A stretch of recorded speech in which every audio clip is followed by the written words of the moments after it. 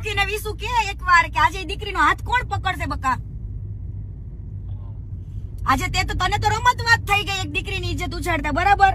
તો કાલ સવારે નો હાથ કોણ પકડશે? તું વિચાર કર, છોકરાને બીજી મળી રહ્યો, છોકરીઓને ખટારા સિવાય રાંડ સિવાય કોઈ બોલાવતું નથી હો. અને દીકરીઓ તો કેવાય નામથી બદનામ છે. છોકરીઓ તો કદાચ 17 દાન હારી હોય ને કદાચ 3 ઘર બદલાય હોય ને તો એમ કે દીકરીનો જ ફોલ્ટ હશે.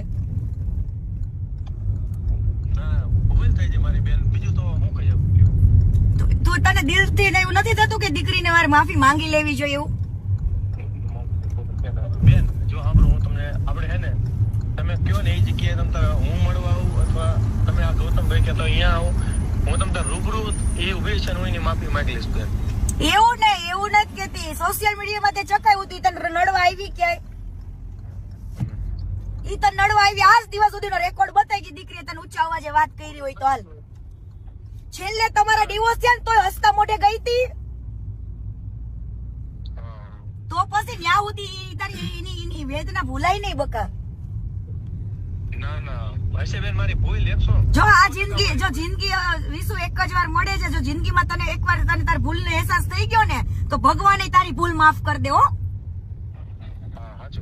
હા, એટલે ઈ વસ્તુ યાદ રાખવાની કે આપણે કદાચ ભૂલ કરી હોય ને તો એ ભૂલને એક્સેપ્ટ કરી લેવાનું. કઈ ભૂલ એક્સેપ્ટ કરવાથી કોઈ માણસ નાનો નથી થઈ જતો. તો આ તું એક્સેપ્ટ કરી હતી દીકરીને, એના ઉપર જે કલંક લાગ્યા છે ને કલંક દૂર થઈ જાય. કાલ સવારે એને બીજું ઘર વસાવું હોય તો વસાવે. અત્યારે એને હાથ કોઈ જાળવા વાળું નથી વિસુ. કોઈ સ્વાદ નથી. દીકરીનું સારું કરવાનું, બાકી તારી પાસે 5 રૂપિયા પડાવવા એવું એમની ભાવના નથી. ના સેજઈને હો, બિલકુલ નહીં.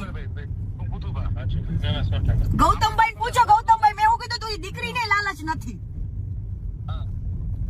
ખાલી એની જે ઇજ્જત ગઈ છે ને ઇજ્જત તું એને પાછી દઈ દે બસ, ખાલી બોલીને.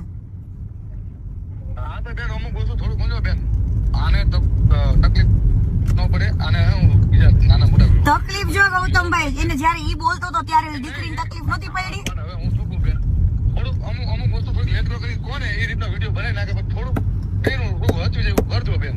બીજું અમે શું કહેવાય, વિનાશ ભૂલ થઈ જાય એ થઈ જાય બેન. અને વિસુ ને તો કદાચ ખોટું લાગે કે લોભે લાગે, પણ આગળ જતા ઈ દીકરીની વેદના વેલ્યુ એને સમજાશે કે દીકરી હારી હતી. બરાબર વિસુ, તને નો યાદ આવે ને કીર્તિ પટેલ ના શબ્દ લખી રાખજે બકા. તે તો હજુ કાજલ ને 2